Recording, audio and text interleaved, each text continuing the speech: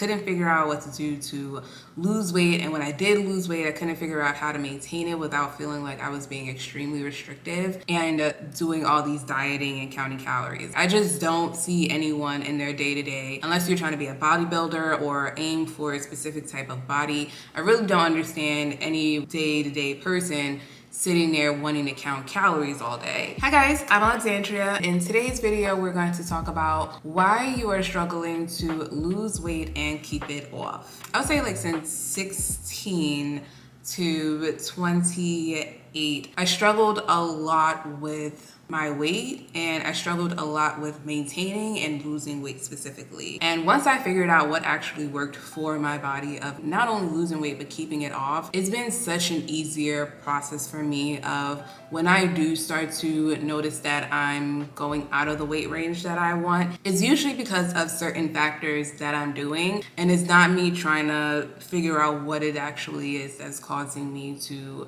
gain weight again and not have any control over it. One thing that you're possibly doing that's preventing you from losing weight and keeping it off is that you're focusing more on dieting rather than adapting. When I say adapting to what you're eating, look at what you want to eat more of compared to what you want to eat less of.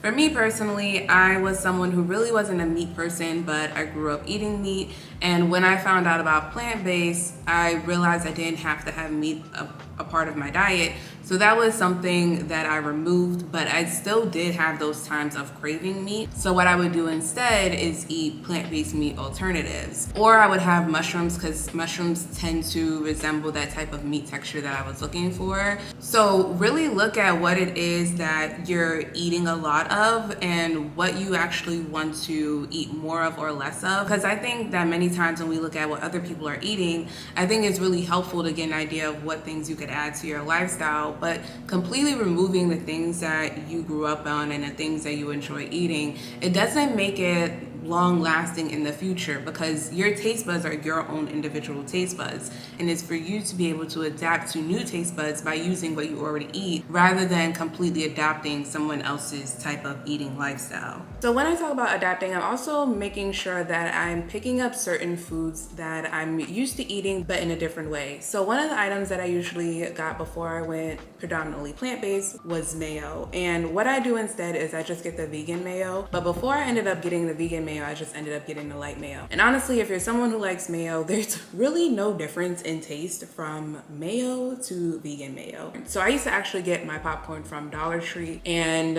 I loved it because it was $1. But one thing that I wasn't mindful of is how many ingredients was in the extra butter popcorn. I now just buy the popcorn kettles, and then instead when I make my own popcorn, I just now mix vegan butter and some nutritional yeast for the cheesy type of flavor. To me, I found that that's much more helpful and much more nutritious because number one, I'm getting the B12 from the nutritional yeast, and I'm also limiting the amount of ingredients that's in my popcorn. So if you're someone who ends up getting the Dollar Tree popcorn, pay attention to the ingredients that's in it, and instead just buy the kernels instead and add your own cheese and add your own butter. Another item that I tend to get pretty often is bread. This isn't a type of bread that I usually get, but I ended up needing bread. Although I'm not a fan of how many ingredients is in it, I do like that all of the ingredients are ingredients that I'm aware of and they're all organic. And the last one is, if you're a chips person like me, I'm honestly the type of person where I'm not gonna sit there and say that you should remove all chips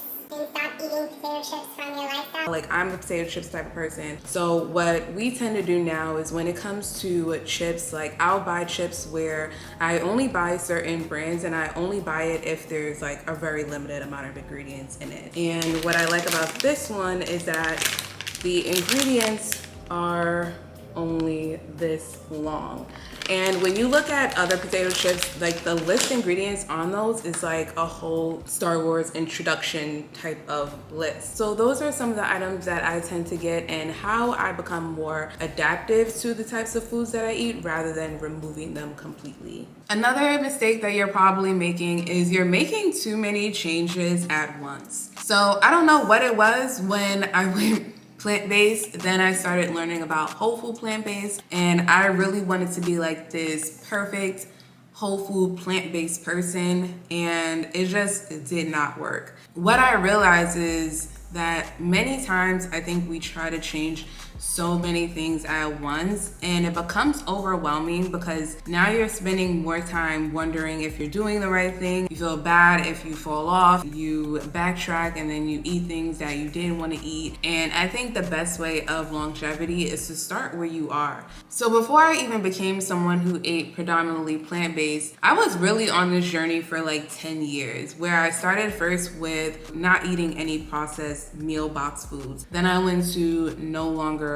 eating a lot of fast food. Then that's when I went plant-based, and then now I eat some animal products, but I have a specific way of eating them and I have only about 2 that I eat. Then eventually reducing my oil to then figuring out what kind of meal structure I wanted for myself. So instead of feeling like you need to just full on go from where you are to then having like this perfect diet of like no sugar, no salt, no oil, no animal products, focus on one thing at a time, because I think when you focus on one area at a time, it automatically kind of puts you into something else that you're going to work on, and it just compounds from there. I think when we go on these like things of what's popular now of like gut health and brain health, if you just focus on the foods that you're going to eat and you're focusing more on just eating more natural foods, you're going to get good gut health and brain health foods automatically. So instead of trying to do everything at once, really learn what it is that you want to reduce, because that will help you stay consistent in your own health journey and it'll help you adapt better to what works for you. And the last reason why you may struggle with losing weight and keeping it off is because of your lifestyle. I remember last year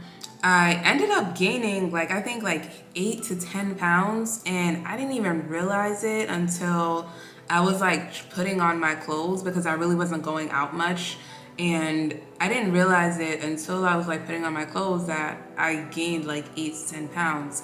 And it wasn't necessarily because I was eating anything differently, but it was because of the lifestyle that I was having at the time. I was extremely stressed because I wasn't working and I really didn't have any income, and I was just using my savings to try to figure out what I wanted to do, and that became very stressful. And then I didn't realize if I was overeating and if I was eating more heavier meals, I wasn't working out as much. And the last thing I started realizing was I was eating much later and I was eating heavier meals much later than I usually did. Because I usually tried to go to bed between 10 or 11 o'clock, I really liked having a couple of hours before bed for my food to digest rather than just eating and going to sleep.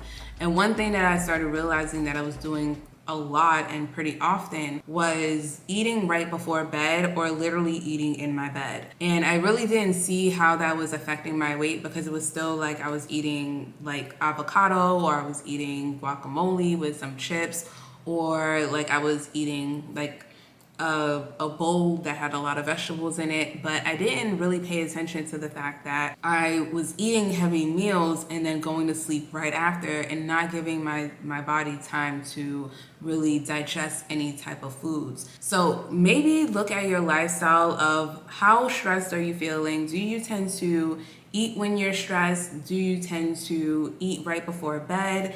And what kind of exercise are you doing? Because just because you're eating healthier, it doesn't necessarily mean that that is the end all be all. You still have to pay attention to your lifestyle, what you're doing day to day, and how that could be impacting your ability to maintain your ideal weight. So those are my 3 things of why you may be struggling to lose and maintain your ideal weight.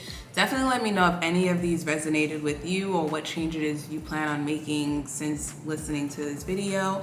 But I hope this video was helpful. I would love to hear from you guys in the comments. And if you enjoy these type of videos and would like to see more on it, let me know in the comments and I'll make them. I hope you guys enjoyed the video. Thank you guys for watching, and I will see you guys in the next one.